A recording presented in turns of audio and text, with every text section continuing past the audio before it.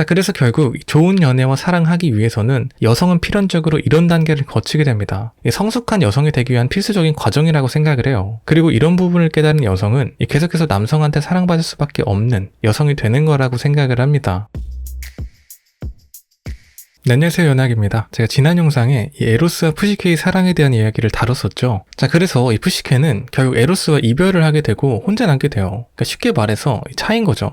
근데 푸시케는 여기서 관계를 끝내지 않고 다시 에로스를 잡으려고 합니다. 그래서 아프로디테는 이 푸시케에게 4가지 시련을 내려요. 이 4가지 시련을 이겨내면은 에로스를 만나게 해주겠다, 이렇게 이야기를 합니다. 근데 이게 사실상 불가능한 시련을 내려요. 이 첫 번째 시련은 하룻밤 안에 종류가 다른 곡물을 일일이 하나하나씩 분류하는 임무를 부여받습니다. 이 수천 개의 곡물을 하룻밤 안에 분류한다고 생각을 해보세요. 불가능하죠. 말이 안 되는 일입니다. 여기서 말하는 곡물의 의미라는 것은 사실 이 감정과 이성의 분류입니다. 특히나 여성의 경우 감정과 이성의 영역에서 굉장히 혼란스러워하는 경우가 많아요. 그래서 때로는 나한테 감정적으로 기분을 좋게 만들면 선이고, 나를 감정적으로 기분 나쁘게 만들면 악으로 치부하는 그런 행동을 많이 하게 됩니다. 이게 연애에서도 마찬가지예요. 상대방이 당연히 나한테 맞춰주고 나를 위해서 행동해주고 이런 걸 무조건 선이라고 생각하고, 나한테 고통을 주고 외롭게 하고 힘들게 하고 이런 것을 무조건 악이라고 생각을 하게 된다는 겁니다. 그래서 이 사랑을 하면서 감정의 영역에서 벗어나 이성적으로 사고하고 고민하는 시간이 있어야 된다는 거예요. 이런 과정을 거쳐야 비로소 내가 어떤 행동을 하고 있는지, 왜 나는 이런 행동을 하는지가 이해가 되기 시작합니다. 그래서 이 푸시케의 첫 번째 시련의 의미는 바로 이 감정과 이성을 분별하는 법을 배우는 과정입니다. 자, 그리고 푸시케의 두 번째 시련은 이 사나운 황금 양털을 모아오라는 거예요. 이 양들은 굉장히 사나운 양이라 자칫 잘못해서 다가갔다가는 죽을 수도 있는 굉장히 위협적인 양입니다. 그래서 푸시케는 조용히 이 양들을 기다리고 관찰하기 시작합니다. 여기서의 시련의 의미는 욕망과 절제를 뜻해요. 양은 충동을, 이 황금은 욕망을 의미합니다. 이 사랑을 하게 되면 어떻게 되죠? 소유하고 싶어져요. 상대방이 마치 나의 것이었으면 하는 마음이 생겨요. 현실에서도 연애를 할 때 이런 경우가 많습니다. 자꾸 상대방이 무엇을 하려는지 확인하려고 하는 거, 아침에 뭐 먹었는지, 점심에 뭐 먹었는지, 연락은 왜 이렇게 자주 안 하는지, 누구랑 지금 같이 있는지, 이런 거 말해요. 이 사랑의 감정이 크면 클수록 우리는 상대방을 통제하고 싶어집니다. 그러나 이것은 진정한 사랑이 아니에요. 이 진정한 사랑은 통제가 아닌 신뢰에서 나옵니다. 이 양들의 공격성을 피하고 기다린 푸시케처럼 때로는 이러한 감정에서 한 발 물러나고 기다리는 인내가 필요한 것이죠. 사실 밀당이라는 것도 바로 이런 의미에선 좋은 거라고 생각을 해요. 이 감정의 균형을 지키라는 시도 말이죠. 근데 상대방의 감정을 이리저리 흔들어 놓으려고 하는 것은 상대방을 통제하려거나 조종하려는 것과 다름없습니다. 이거는 사랑이 아니죠. 자, 그리고 세 번째 시련은 이 스틱스의 강에서 죽음의 물을 떠오는 것입니다. 여기서의 시련의 의미는 바로 두려움을 뜻해요. 필연적으로 우리가 누군가를 깊게 사랑하게 되면은 두려움이 커집니다. 이 사람이 언젠가 나를 떠나면 어쩌지? 나는 이 사람을 너무나 사랑하는데